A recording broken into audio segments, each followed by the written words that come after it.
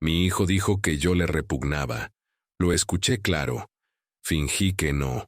Me quedé ahí, sentado en mi sillón, con las manos sobre las rodillas, mirando la televisión apagada. No moví ni un músculo. No dije nada. Solo dejé que esas dos palabras se me clavaran en el pecho como un clavo oxidado. Me repugna. Mi papá me repugna. Él estaba en la cocina, hablando por teléfono con su esposa. Yo estaba en la sala. La puerta estaba entreabierta. Su voz llegaba clara, sin que él supiera que yo podía escucharlo. Hablaba bajito, pero no lo suficiente. Nunca pensó que este viejo todavía tenía buen oído. Y le voy a decir algo. Hay palabras que uno escucha y se le olvidan al rato. Hay otras que se quedan pegadas, como chicle en la suela del zapato. Estas se quedaron. Me repugna. Esas dos palabras me atravesaron y se instalaron ahí, en algún lugar entre el estómago y el corazón. Déjeme contarle quién soy, para que entienda bien lo que pasó después. Me llamo Rigoberto Esteban Paredes. Tengo 73 años. Nací en un pueblo pequeño de donde ya casi nadie se acuerda, y llegué a esta ciudad cuando tenía 17, sin nada más que una muda de ropa y ganas de trabajar. No tuve estudios grandes. Llegué hasta sexto de primaria nomás. Pero eso sí, trabajé. Trabajé como no tiene idea. Fui de todo. Ayudante de albañil, cargador en el mercado, pintor de casas, plomero, electricista. Aprendí cada oficio en la calle, viendo, preguntando, ensuciándome las manos. No me daba vergüenza ningún trabajo. Si pagaban, yo lo hacía. Así saqué adelante a mi familia. Me casé con Amparo cuando tenía 25 años. Ella era una mujer buena, trabajadora, de esas que ya no hay. Tuvimos 3 hijos. Rodrigo, el mayor. Después vino Patricia. Y al final, Esteban, el menor. Los 3 crecieron en esta casa, en la que ahora estoy, en la que estaba sentado cuando escuché a mi hijo decir que le repugnaba. Esta casa la compré hace 42 años. En ese entonces, este barrio no era nada. Puro terreno baldío, calles sin pavimentar, luz que llegaba a medias. Nadie quería vivir aquí. Por eso pude comprarla. Me costó todo lo que había ahorrado en 5 años, pero la compré. Era una casa chica, de 2 cuartos, con techo de lámina. Pero era mía. Con el tiempo fui arreglándola. Le puse techo de concreto. Le agregué un cuarto más. Pinté las paredes. Puse pisos. Arreglé el baño. Todo con mis propias manos, en mis ratos libres, después de trabajar 10, 12 horas diarias. Amparo me ayudaba. Ella cargaba los cubos de mezcla mientras yo ponía los ladrillos. Los años pasaron. El barrio cambió. Se fueron asfaltando las calles. Llegaron más vecinos. Construyeron escuelas, tiendas, hasta un centro comercial a unas cuadras. Y mi casa, esa casa que compré cuando nadie la quería, fue quedando en una zona cada vez más cotizada. Pero yo nunca le di importancia a eso. Para mí seguía siendo la misma casa. La casa donde crié a mis hijos. La casa donde Amparo y yo envejecimos juntos. La casa donde ella murió hace 6 años, en esa cama donde dormimos 30 y tantos años. Después de que Amparo se fue, me quedé solo. Patricia se había casado y vivía en otra ciudad. Esteban también se había ido, tenía su vida en el norte. Solo Rodrigo, el mayor, seguía cerca. Vivía con su esposa, Fernanda, y sus 2 hijos en un departamento rentado a 20 minutos de aquí. Al principio venía seguido. Me visitaba los fines de semana, me traía comida, me preguntaba cómo estaba. Yo apreciaba eso. Pensaba que era un buen hijo, que me quería. Pero hace como un año, las cosas empezaron a cambiar. Rodrigo empezó a venir con otras intenciones. Ya no venía a verme. Venía a ver la casa, a medirla con la mirada, a preguntar cosas raras. «Papá, ¿tú ya hiciste testamento?» «Papá, ¿esta casa está escriturada a tu nombre?» «Papá, ¿has pensado qué va a pasar con todo esto cuando tú ya no estés?» Yo le respondía tranquilo.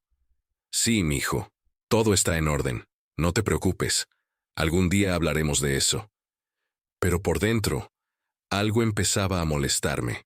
No me gustaba esa urgencia en sus preguntas, como si estuviera esperando que me muriera para heredar. Y le confieso algo.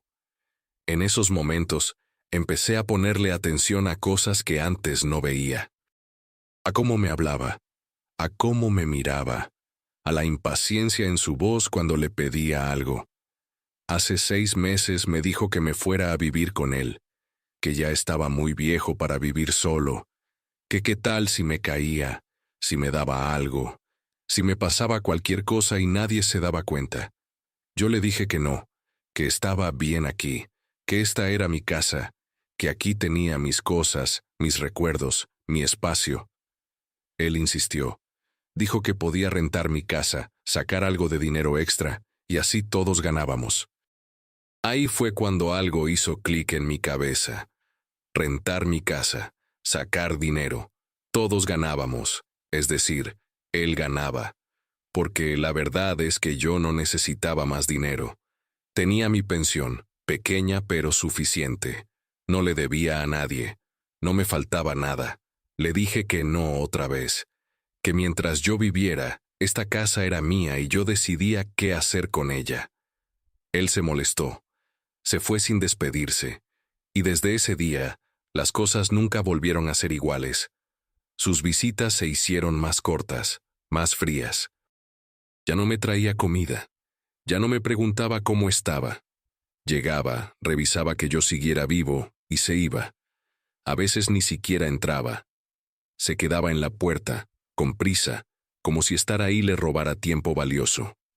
Y entienda una cosa, uno puede ser viejo, puede tener las rodillas gastadas, la vista cansada, pero la cabeza, si uno la cuida, sigue funcionando. Y yo me daba cuenta de todo, de cada gesto, de cada palabra cortante, de cada visita que se acortaba más y más. Pero ese día, ese martes de abril, escuché algo que no esperaba. Era media tarde. Yo estaba en mi sillón, como siempre. Rodrigo había venido, supuestamente a traerme unas cosas del súper. Dejó las bolsas en la mesa de la cocina y se quedó ahí, contestando una llamada. Yo no tenía intención de escuchar. Pero su voz se coló por la puerta. No, mi amor, ya voy para allá. Solo vine a dejarle unas cosas al viejo. Viejo. Así me decía cuando yo no lo escuchaba. No, papá. Viejo. Ya sé, ya sé. Pero ¿qué quieres que haga? No puedo dejarlo tirado, aunque la verdad, a veces siento que sí. Es que ya me tiene harto Fernanda. En serio. Cada vez que vengo me deprimo. Ver esa casa tan grande, desperdiciada con él ahí solo, y él tan terco, sin querer entender que lo mejor sería que se viniera con nosotros o que rentara esa casa. Silencio. Escuchaba la voz de su esposa del otro lado, pero no alcanzaba a oír qué decía. Sí, ya sé. Pero es que tú no entiendes. Mi papá me repugna. En serio. Me repugna verlo ahí, sentado todo el día sin hacer nada, aferrado a esa casa como si fuera un palacio. Es un egoísta. Solo piensa en él. Me repugna. Esas 2 palabras cayeron como una piedra en agua quieta. Me repugna. Mi hijo. El hijo que crié. El hijo al que le di todo lo que pude. El hijo por el que trabajé hasta reventarme la espalda. Ese hijo acababa de decir que yo le repugnaba. Me quedé inmóvil. No sé cuánto tiempo estuve así. Solo sé que escuché cuando colgó el teléfono, cuando caminó hacia la sala, cuando se asomó y me dijo, con una sonrisa falsa, «Ya me voy, papá. Ahí te dejé las cosas. Cuídate». Yo asentí con la cabeza. No dije nada. Él salió. Escuché la puerta cerrarse. Escuché sus pasos alejándose. Escuché el motor de su carro arrancando. Y me quedé ahí, solo, con esas 2 palabras resonando en mi cabeza como campanas de iglesia. Me repugna. Esa noche no dormí.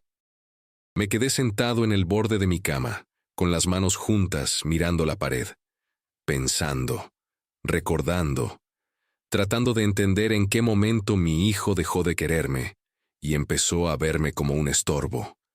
Porque a veces uno se pregunta si hizo algo mal, si fue mal padre, si no dio suficiente amor, suficiente atención, suficiente de todo. Y yo me hice todas esas preguntas esa noche. Pero al amanecer, cuando la luz empezó a colarse por la ventana, llegué a una conclusión. Yo no fui un padre perfecto. Nadie lo es. Pero hice lo mejor que pude. Le di comida, techo, educación, valores. Le enseñé a trabajar, a respetar, a ser honesto. Si él decidió olvidarse de todo eso, si decidió verme como un viejo repugnante que solo estorbaba, esa era su decisión, no la mía.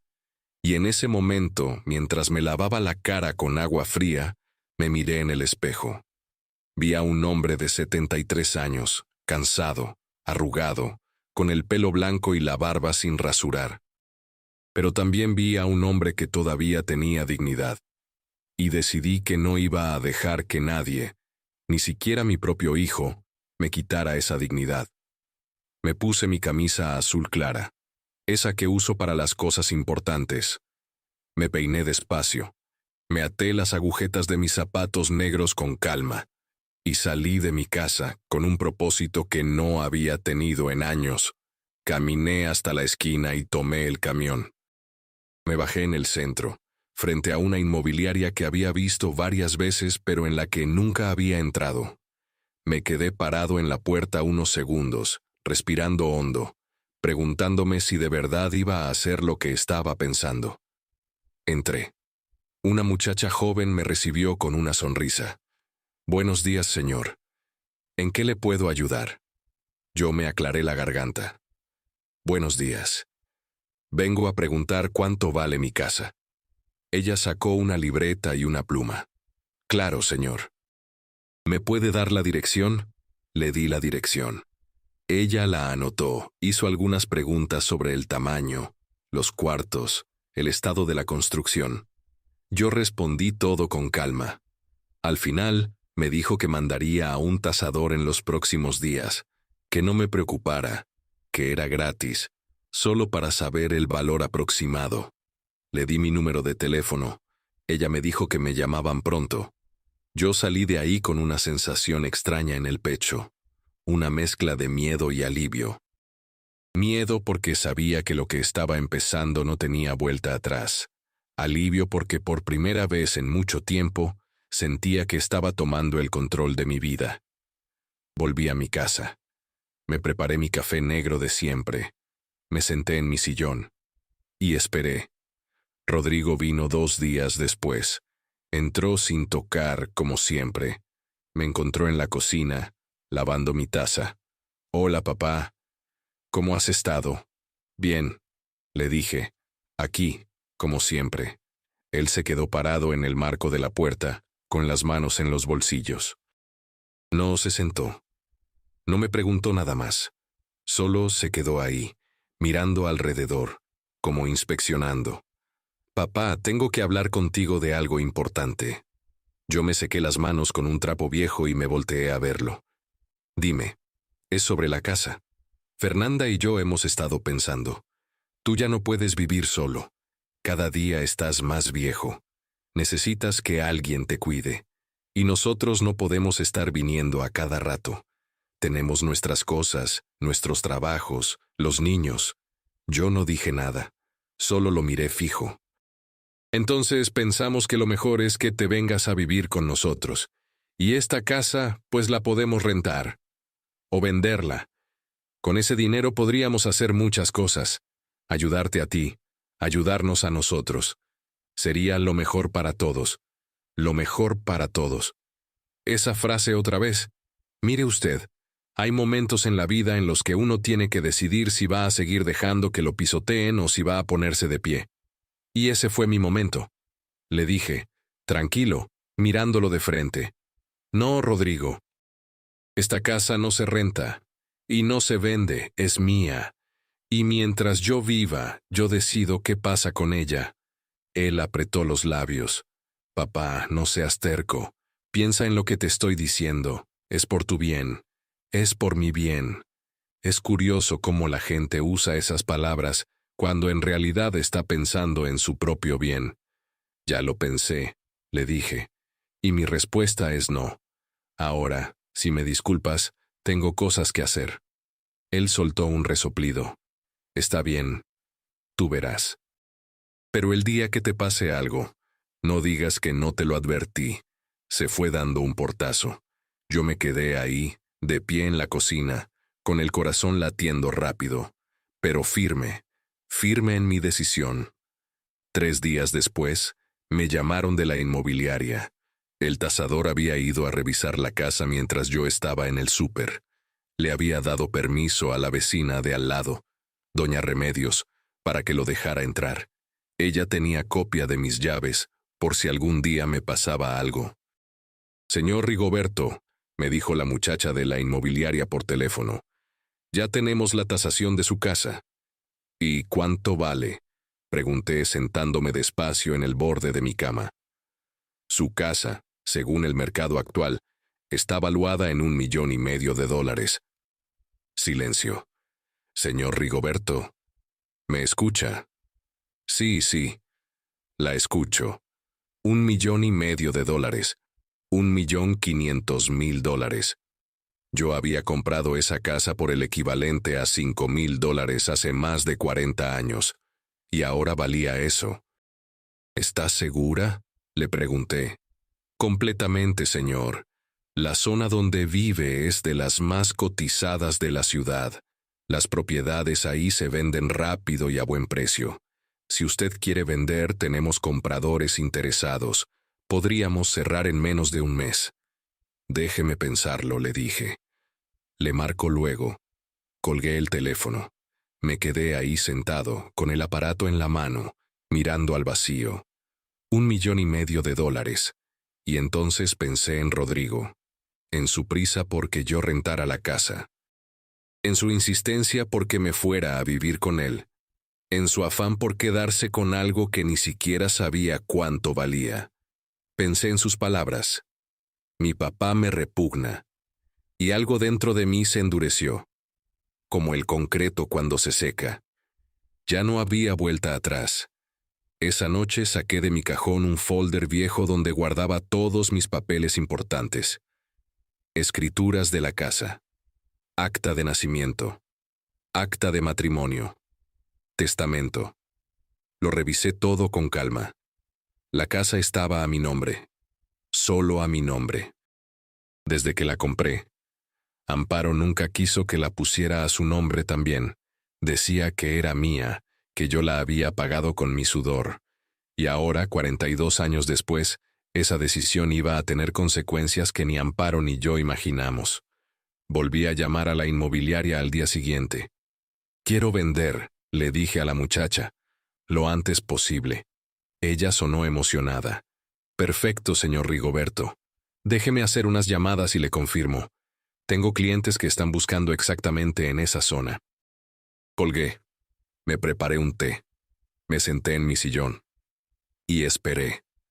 Porque hay decisiones que uno toma con miedo, con duda, con el estómago revuelto.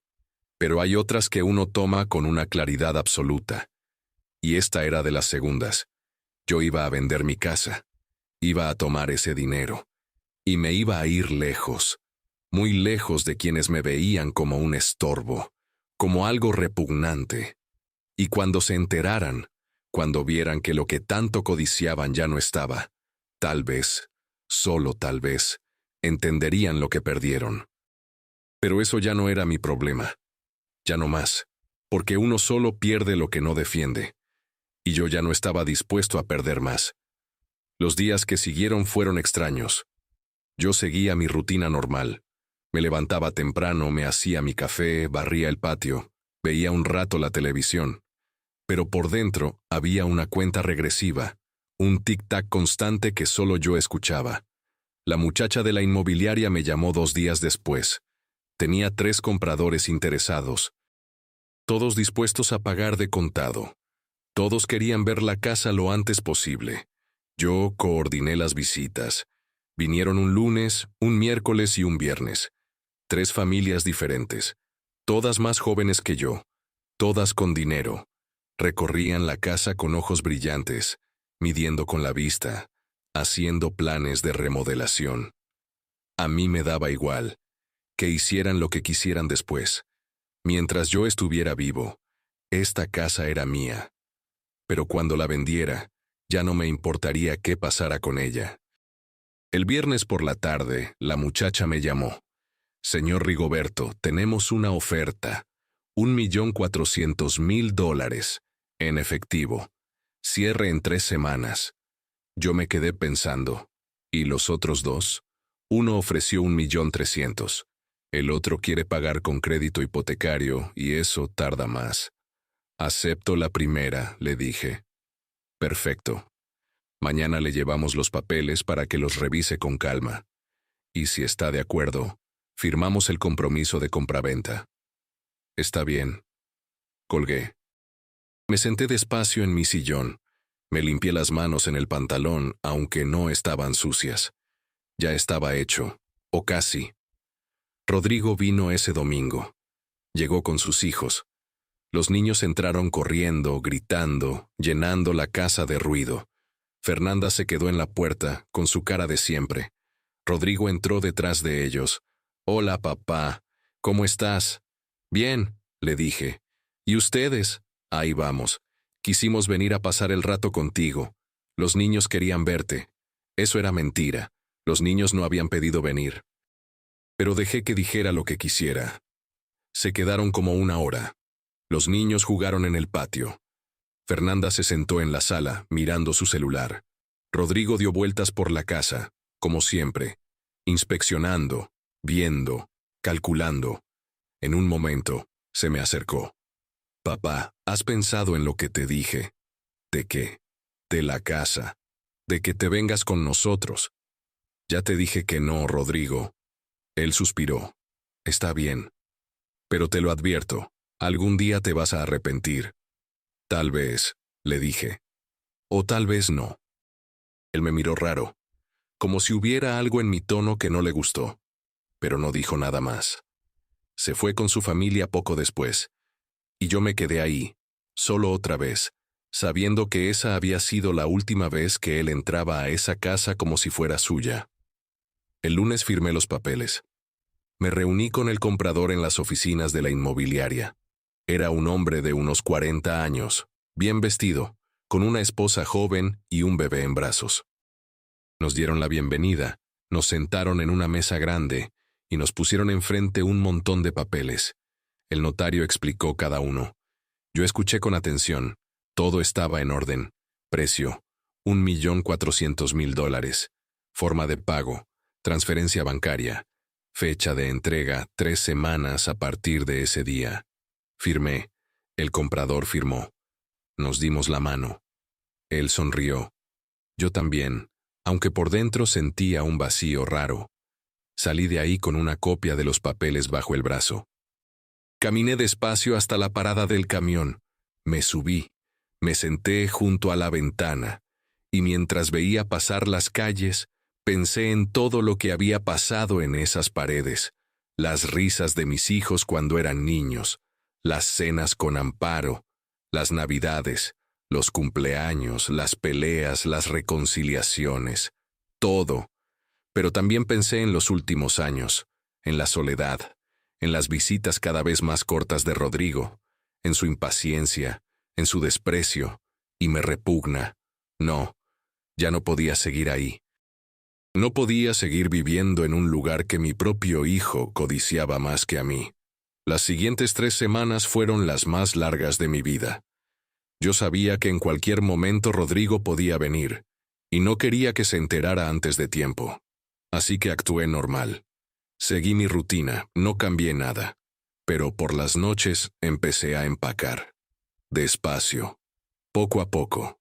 Guardé mi ropa en una maleta vieja. Guardé las fotos de Amparo en una caja de zapatos. Guardé mis documentos importantes en un sobre manila. El resto, los muebles, los trastes, las cosas que había acumulado durante décadas, las dejé. No las necesitaba. También, una noche, me senté en la mesa del comedor con una pluma y una hoja de papel, y escribí una carta. Una carta que dejaría sobre esa misma mesa el día que me fuera. No voy a decir todavía qué puse en esa carta. Eso viene después. Pero le puedo decir que me tomó 2 horas escribirla, que la rompí 3 veces antes de quedar conforme, que lloré mientras la escribía, aunque no quería admitirlo. Cuando terminé, la doblé con cuidado. La metí en un sobre blanco. Escribí en el sobre, para quien corresponda, y la guardé en el cajón de mi buró. Llegó el día, un viernes, fecha de entrega de la casa. Me levanté más temprano que de costumbre. Me bañé con calma. Me afeité despacio, viendo mi cara en el espejo. Me puse mi mejor camisa, esa celeste clara que tanto le gustaba a Amparo. Me peiné hacia atrás. Me amarré bien las agujetas. Desayuné tranquilo. Pan tostado con mantequilla. Café negro. Sin prisa. Después agarré mi maleta. Agarré la caja con las fotos. Agarré el sobre con mis documentos. Y salí al patio. Caminé despacio, mirando cada rincón. El árbol que planté cuando Rodrigo nació. La reja que pinté el año pasado. Las macetas donde Amparo sembraba hierbabuena. Me quedé ahí unos minutos, solo respirando, grabándome cada detalle. Después, volví adentro. Dejé las llaves de la casa sobre la mesa de la cocina. Al lado puse el sobre blanco con la carta, y sin mirar atrás, salí. Cerré la puerta despacio. Escuché el clic del cerrojo, y caminé hacia la esquina, donde me esperaba un taxi que había pedido la noche anterior. El chofer me ayudó con la maleta. Me subí al asiento trasero.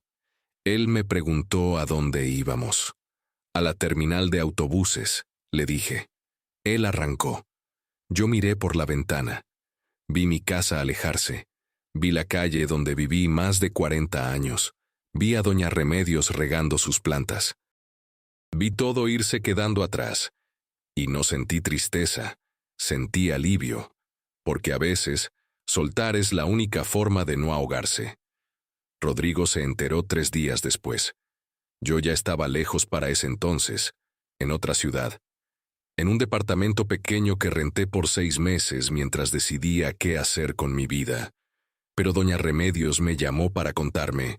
«Señor Rigoberto», me dijo con la voz temblorosa, «su hijo vino, estaba furioso. Decía que usted vendió la casa, que cómo era posible, que él no sabía nada, que usted estaba loco». «¿Y qué le dijo usted, doña Remedios?» «Nada.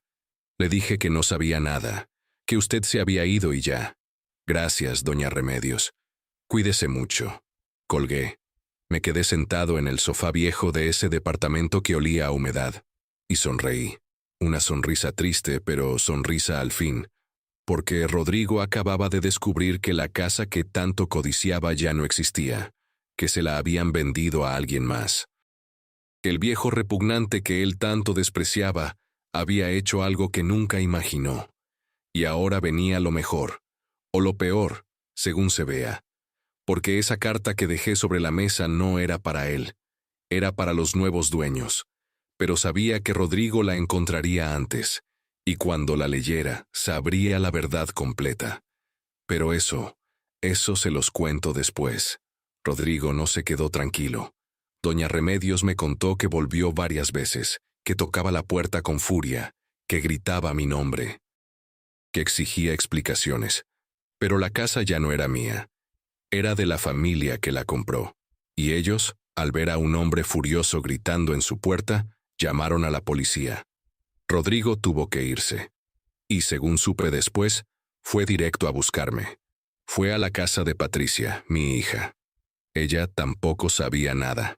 Fue con Esteban, mi hijo menor. Tampoco. Llamó a hospitales, a asilos, a la policía. Reportó mi desaparición. Pero yo no estaba desaparecido. Estaba donde quería estar. Lejos. Y entonces, una semana después, me llamó. No sé cómo consiguió mi número. Tal vez Patricia se lo dio. Tal vez doña Remedios. No importa. Vi su nombre en la pantalla de mi celular. Dejé que sonara. Una vez, 2 veces, 3. Al cuarto timbrazo contesté. Bueno. Papá, papá, ¿eres tú? Soy yo. ¿Dónde estás? ¿Qué hiciste?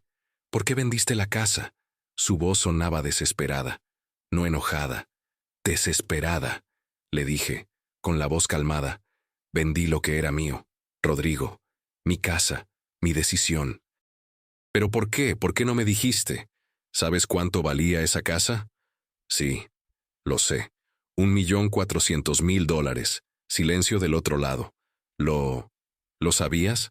Sí, Rodrigo. Lo supe cuando la tasaron y decidí venderla.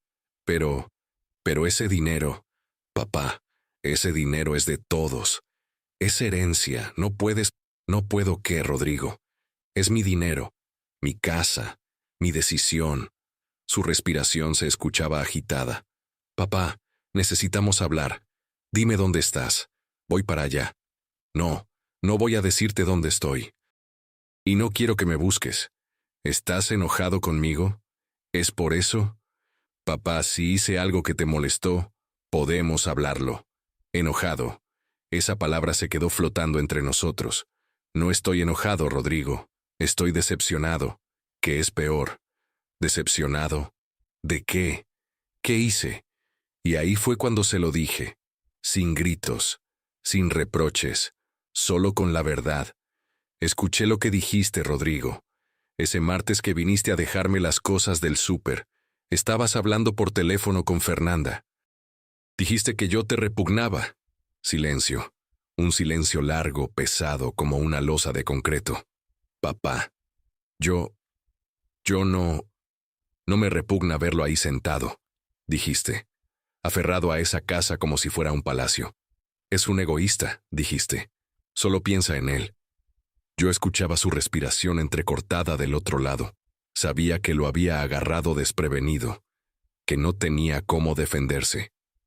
Papá, yo estaba enojado ese día. No lo dije en serio. Fue solo... ¿Solo qué, Rodrigo? ¿Solo palabras? Las palabras se dicen cuando uno las siente. Y tú lo sentías. Lo sigo sintiendo cuando hablas conmigo. Esa impaciencia, ese desprecio, como si yo fuera una carga que tienes que soportar hasta que me muera. No, papá, no es así. Sí es así, Rodrigo. Y está bien. No te voy a obligar a quererme. No te voy a obligar a respetarme. Pero tampoco voy a quedarme en un lugar donde me ven como un estorbo, donde esperan que me muera para quedarse con lo mío. Papá, por favor. Le confieso algo, Rodrigo. Yo no vendí esa casa por venganza. La vendí porque necesitaba recuperar mi dignidad, porque cada día que pasaba ahí, sintiéndome repugnante a los ojos de mi propio hijo, era un día que me moría un poco por dentro. Papá, perdóname. Por favor. Su voz se quebró. Y por un momento, solo un momento, sentí lástima. Pero no la suficiente para dar marcha atrás. Rodrigo, te perdono. Pero no voy a volver. No voy a decirte dónde estoy. Y el dinero de esa casa es mío. Voy a usarlo para vivir mis últimos años en paz, lejos de ti, lejos de todos. ¿Y qué vamos a hacer nosotros? Papá, tenemos deudas. Necesitamos ese dinero. Y ahí estaba. La verdad que yo ya sospechaba. No me buscaba por amor. Me buscaba por dinero. Eso no es mi problema, Rodrigo. Yo trabajé toda mi vida para tener esa casa, para tener algo que fuera mío. Y si tú tienes deudas, tú las resuelves, como yo resolví las mías cuando tenía tu edad. Pero papá, no hay más que hablar, Rodrigo. Cuídate, y no me vuelvas a llamar. Colgué. Me quedé sentado en el sofá, con el teléfono en la mano, temblando un poco. No de miedo, de alivio, porque decir esas palabras, decir esa verdad que llevaba guardada tanto tiempo, fue como sacarme una espina que tenía clavada en el pecho. Y óigame bien esto. No me arrepiento. Ni un segundo. Los días siguieron. Rodrigo intentó llamarme varias veces más. No contesté. Después, Patricia me llamó. Ella estaba más calmada. Me preguntó si estaba bien, si necesitaba algo, dónde estaba. Le dije que estaba bien, que no necesitaba nada, que solo necesitaba espacio. Papá, Rodrigo está muy mal. Dice que perdieron la casa, que tienen muchas deudas. Fernanda está furiosa. Los niños no entienden nada. Yo respiré hondo. Patricia, ¿tú sabías que Rodrigo decía que yo le repugnaba? Silencio. Lo sabías. Papá, él estaba estresado. Tiene muchos problemas. Eso no responde mi pregunta, Patricia. ¿Lo sabías? Sí, lo sabía. Y me dolió, porque Patricia siempre fue la más cercana a mí, la que me llamaba cada semana, la que me preguntaba cómo estaba. Pero ella también sabía, y no me dijo nada. ¿Y nunca pensaste en decirme? No quería hacerte sentir mal, papá. Pues ahora me siento peor, Patricia, porque no solo Rodrigo me veía así. Tú también lo sabías y no hiciste nada. Papá, no es justo. ¿Justo? ¿Qué es justo, Patricia? ¿Que yo aguantara en silencio mientras mi hijo me insultaba a mis espaldas? ¿Que yo me quedara callado mientras esperaban que me muriera para repartirse lo mío? No es así, papá. Sí es así. Y lo sabes. Ella empezó a llorar. Papá, por favor, no nos hagas esto. No les estoy haciendo nada, Patricia. Solo estoy cuidándome a mí mismo, por primera vez en mucho tiempo. Colgué, y bloqueé su número también. Esteban, mi hijo menor, me llamó 2 semanas después. Él vive en el norte, lejos de todo este drama. Me preguntó qué había pasado. Le conté. Todo, sin omitir nada. Él escuchó en silencio. Al final solo dijo, «Papá, hiciste bien. ¿Tú crees?» Sí. Rodrigo siempre fue así. Siempre pensó que todo le pertenecía. Y Patricia siempre lo encubrió. Yo me fui de ahí porque no soportaba ese ambiente. Pero tú te quedaste y aguantaste más de lo que debías. Gracias, Esteban. No me las des, papá. Solo no desaparezcas completamente. Yo sí quiero saber de ti. Yo sí quiero verte. Está bien, mijo. Te llamo cada semana. Y así fue. Esteban fue el único de mis hijos que siguió hablando conmigo sin pedirme nada a cambio, sin reclamarme, sin juzgarme, y eso me bastó. Porque uno no necesita a toda la familia, solo a los que de verdad valen la pena. Pasaron los meses. Yo me acostumbré a mi vida nueva. Renté un departamento pequeño en una ciudad donde nadie me conocía. Tenía una recámara, una cocineta, un baño. Nada lujoso, pero era mío, y era tranquilo. Con el dinero de la venta, abrí una cuenta de ahorro. Puse la mayoría ahí, para vivir sin preocupaciones el tiempo que me quedara. El resto lo usé para vivir, para comprar mi comida, para pagar mi renta, para darme algunos gustos pequeños, un libro de vez en cuando, una comida en un restaurante, un par de zapatos nuevos. No necesitaba más, nunca necesité más. Me hice amigo de mis vecinos. Don Evaristo, un viudo como yo, que jugaba dominó en el parque. Doña Celestina, que vendía tamales los domingos. El joven de la tienda de la esquina, que siempre me guardaba el periódico. Empecé a tener una rutina nueva. Me levantaba temprano, salía a caminar, desayunaba en un puestito cerca de mi casa, volvía, leía, veía televisión. A veces iba al parque, a veces solo me sentaba en mi ventana, viendo pasar la gente, y por primera vez en años me sentí en paz, no feliz. La felicidad es otra cosa, pero en paz, y a mi edad, la paz vale más que la felicidad. Un día, como 6 meses después de haberme ido, recibí un mensaje de un número desconocido. Era Fernanda, la esposa de Rodrigo. El mensaje decía, «Señor Rigoberto, soy Fernanda. Sé que no quiere hablar con nosotros, pero necesito que sepa algo. Rodrigo perdió su trabajo. Tuvimos que dejar el departamento donde vivíamos. Nos fuimos a vivir con mis papás. Los niños preguntan por usted. Si pudiera ayudarnos, aunque sea un poco, se lo agradeceríamos toda la vida. Leí el mensaje 3 veces. Después lo borré, y bloqueé ese número también. Porque entienda una cosa, ayudar a alguien que te respeta, que te valora, que te quiere, es un honor. Pero ayudar a alguien que te desprecia, que te usa, que solo te busca cuando necesita algo, es una tontería. Y yo ya estaba muy viejo para ser tonto. Los nietos, esa fue la parte más difícil, porque a ellos sí los quería, a ellos sí los extrañaba, pero eran hijos de Rodrigo, y no podía verlos sin tener que ver a Rodrigo. Un día Patricia me mandó un video por WhatsApp. Era mi nieto, el mayor, que en ese entonces tenía 8 años. Estaba llorando. Decía que por qué yo no iba a verlos, que qué había hecho él para que yo me enojara, que él me extrañaba mucho. Vi ese video 10 veces, y lloré.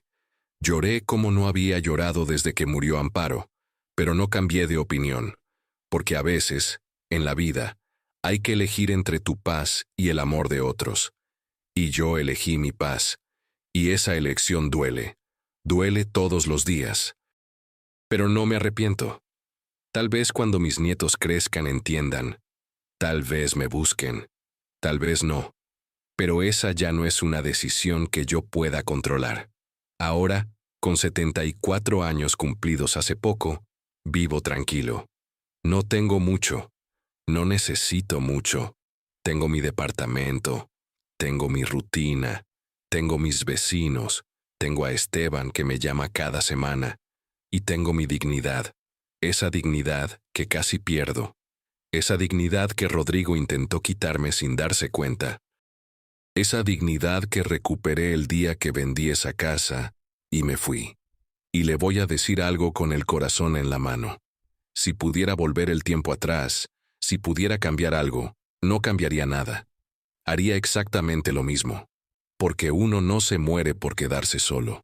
Uno se muere por adentro cuando aguanta lo que no merece solo por miedo a estar solo. Y yo preferí estar solo y en paz, que acompañado y sintiendo que era una carga, un estorbo, algo repugnante. ¿Me duele? Claro que me duele. Me duele todos los días. Me duele cuando veo a un padre con su hijo en el parque. Me duele cuando veo a un abuelo jugando con sus nietos. Me duele cuando pienso en todo lo que perdí. Pero también sé que no perdí nada que valiera la pena conservar. Porque el amor de verdad no te hace sentir repugnante. El amor de verdad no te ve como un estorbo. El amor de verdad no espera que te mueras para heredar. Y si eso que yo tenía no era amor, entonces mejor sin eso. Ahora, ¿he perdonado a Rodrigo? Esa es una pregunta difícil. Mire usted, perdonar no significa olvidar. Perdonar no significa volver a confiar.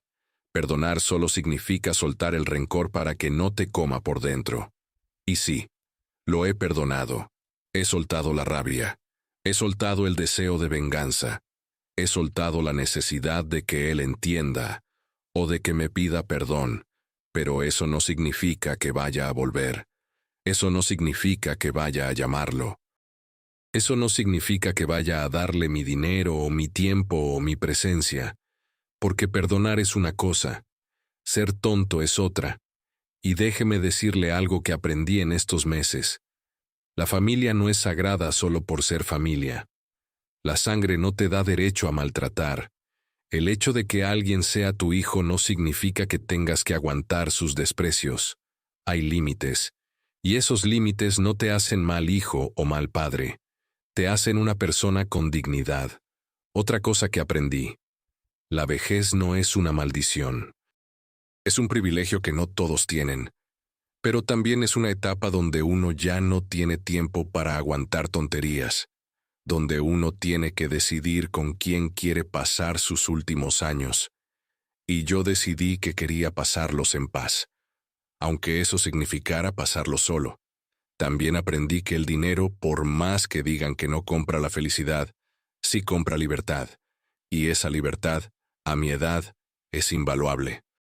Porque si yo no hubiera vendido esa casa, si no hubiera tenido ese dinero, no habría podido irme. Habría tenido que quedarme ahí, aguantando, esperando a que alguien tuviera piedad de mí. Pero con ese dinero pude elegir, pude irme, pude rentar este lugar, pude vivir sin pedirle nada a nadie, y eso no tiene precio. Otra lección. Uno tiene que aprender a detectar las señales. Yo ignoré muchas señales. Ignoré las visitas cada vez más cortas. Ignoré la impaciencia en su voz. Ignoré sus preguntas sobre la casa y el testamento. Quería creer que mi hijo me quería. Quería creer que era buen hijo. Pero la verdad es que yo sabía, en el fondo, que algo no estaba bien. Solo no quería aceptarlo. Y esa negación me costó años de sufrimiento. Ahora, si alguien me pregunta qué consejo le daría a otros padres en mi situación, les diría esto. Primero, pongan límites. No tengan miedo de decir no. No tengan miedo de defenderse. El hecho de que sean sus hijos no les da derecho a pisotearlos. Segundo, protejan su patrimonio. No regalen nada en vida si no están seguros. No pongan propiedades a nombre de sus hijos si no confían plenamente, porque el dinero saca lo peor de la gente, y a veces esa gente es tu propia familia. Tercero, no tengan miedo de la soledad. La soledad es mejor que la mala compañía. Es mejor estar solo y en paz, que rodeado de gente que te hace sentir miserable. Cuarto, escuchen lo que dicen de ustedes cuando creen que no están escuchando. Ahí es donde sale la verdad. No en las palabras que te dicen de frente, sino en las que dicen a tus espaldas. Quinto, no se aferren a la idea de familia perfecta. No existe. La familia es imperfecta, y a veces la familia te lastima más que los extraños, y está bien alejarse de eso. Y por último, su dignidad vale más que cualquier relación, más que el amor de sus hijos, más que la compañía, más que el miedo a morir solo. Porque si pierden su dignidad, pierden todo. Yo recuperé la mía, y fue la mejor decisión de mi vida. Ahora, sobre esa carta que dejé en la casa, la que mencioné antes, la que Rodrigo encontró. Esa carta decía algo sencillo, algo que resumía todo lo que sentía. Decía, a quien encuentre esta carta, esta casa ya no es mía. La vendí porque dejó de ser un hogar y se convirtió en una cárcel. El dinero de la venta es mío. Lo usaré para vivir mis últimos años con la paz que no tuve aquí. A mi hijo Rodrigo, dijiste que yo te repugnaba, pues bien, ya no tendrás que soportar mi presencia, ni mi casa, ni nada de lo mío. No me busquen, no me llamen, no necesito explicaciones ni disculpas. Solo necesito que me dejen en paz. Prefiero morir solo y digno, que acompañado y humillado. Rigoberto Esteban Paredes. Eso fue todo. No puse más. No hacía falta. Rodrigo me dijo, en una de las llamadas que ignoré, que esa carta lo destrozó, que lloró cuando la leyó, que se dio cuenta de todo lo que había perdido. Pero yo ya no tengo espacio en mi corazón para su dolor, porque mi dolor fue primero, y nadie estuvo ahí para mí cuando yo más lo necesitaba. Ahora, ¿hay posibilidad de reconciliación algún día? No lo sé. Tal vez cuando él entienda de verdad lo que hizo. Tal vez cuando ya no necesite mi dinero ni mi casa. Tal vez cuando solo quiera verme porque me extraña, no porque me necesita. Pero eso ya no depende de mí, depende de él. Y mientras tanto, yo sigo aquí, viviendo, despacio, sin prisa, disfrutando las cosas pequeñas, un café en la mañana, una caminata al atardecer, una conversación con don Evaristo, un tamal de doña Celestina los domingos. No es una vida perfecta, pero es mía, y es tranquila. Y después de tanto ruido, tanto drama, tanta tristeza, la tranquilidad es lo que más necesitaba. ¿Soy feliz? No sé si esa sea la palabra, pero estoy en paz. Y eso, a los 74 años, es más que suficiente. ¿Me arrepiento de algo? Sí, me arrepiento de no haber hecho esto antes, de haber aguantado tanto tiempo, de haber dejado que mi dignidad se fuera erosionando poco a poco, pero de la decisión final, de vender la casa, de irme, de cortar contacto, de eso no me arrepiento. Ni un segundo, porque fue la decisión que me salvó.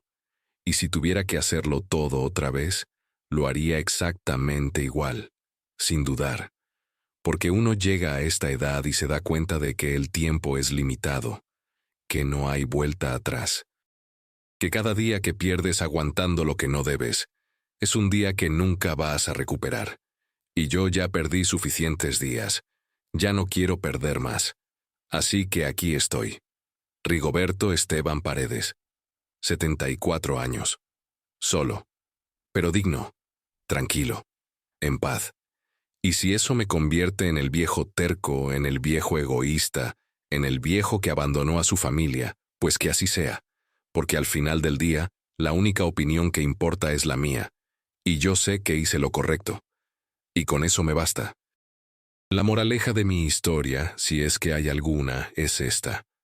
El perdón no siempre viene acompañado de la reconciliación. Y está bien. Uno puede perdonar y aún así decidir que no quiere volver. Porque el perdón es para uno mismo, no para el otro. Y también, la familia no es sagrada solo por llevar tu sangre. El respeto se gana, el amor se cuida. Y cuando ambos se pierden, no hay parentesco que los pueda recuperar. Uno no se muere por estar solo. Uno se muere por dentro cuando finge que todo está bien cuando no lo está. Y yo ya estaba muerto por dentro, hasta que decidí salvarme. Y si usted está escuchando esto, y está pasando por algo parecido, déjeme decirle algo. No tenga miedo de poner límites. No tenga miedo de defender su dignidad. No tenga miedo de la soledad si esa soledad le trae paz. Porque la vida es muy corta para vivirla sintiéndose repugnante en los ojos de los demás. Muy corta para aguantar desprecios. Muy corta para esperar que alguien cambie cuando ya dejó claro que no lo hará. Defiéndase, aunque duela, aunque lo llamen egoísta, aunque se quede solo. Porque al final, la única compañía que nunca lo va a abandonar es usted mismo. Y si no puede vivir en paz con usted mismo, no va a poder vivir en paz con nadie. Eso es todo. Esa es mi historia. No es bonita. No tiene final feliz, pero es real. Y es mía. Y si llegó hasta aquí escuchándome, le agradezco de corazón. De verdad. No es fácil sentarse a escuchar a un viejo contar sus penas durante tanto tiempo, pero usted lo hizo. Y eso dice mucho de la clase de persona que es. Sé que ha sido largo. Sé que tal vez le quité tiempo de su día. Pero estas historias de vida, hay que contarlas completas. Con todos sus detalles, con todo el dolor y toda la verdad. No se pueden resumir en 2 palabras. La vida no funciona así. Yo necesitaba soltar esto. Llevaba años guardándomelo, tragándome todo, y ya era hora de sacarlo. Y usted me dio su tiempo, me dio su oído, y eso no tiene precio. Ahora, si mi historia le llegó al corazón, si algo de lo que conté le hizo sentir algo, si se identificó aunque sea un poquito, le voy a pedir un favor. Ahí abajito donde está el video, va a haber una manito hacia arriba. Eso es el me gusta. Solo tiene que tocarla, darle un toquecito nada más. Ese botoncito ayuda a que mi historia llegue a más personas que tal vez están pasando por lo mismo que yo pasé. Personas que necesitan saber que no están solas, que hay otros que también tuvieron que poner límites, que también tuvieron que elegir su paz antes que la comodidad de otros.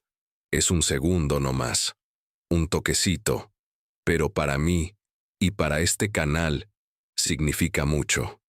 Y si aún no está suscrito a este canal, le pido que se suscriba.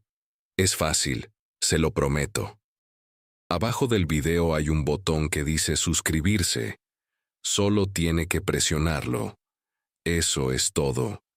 ¿Y para qué suscribirse?